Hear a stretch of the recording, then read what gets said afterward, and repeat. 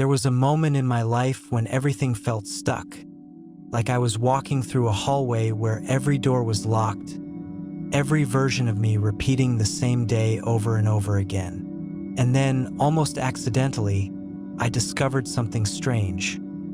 If I stopped trying to fix my life from the outside and instead shifted the feeling of who I was on the inside, everything around me began to soften and rearrange.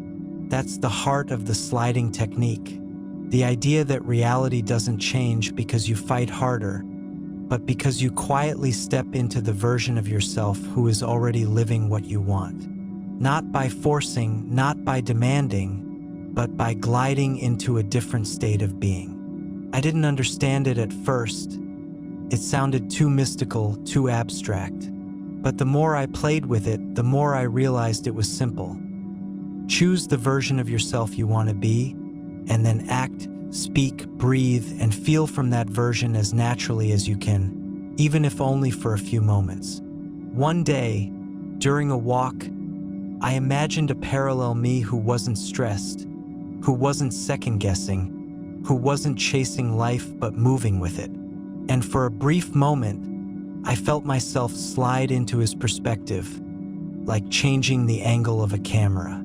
Nothing dramatic happened on the outside right then, but the inside shifted and the world followed days later. That's the thing about parallel realities. You don't jump to them. You merge with them gradually by matching their emotional signature. You stop trying to fix your current life and instead borrow the confidence, clarity, or ease of the version of you who has already solved it. And the more you visit that version, the more you become that version. Sliding isn't magic. It's re-identification. It's the ability to gently wander into a better reality by first wandering into a better you.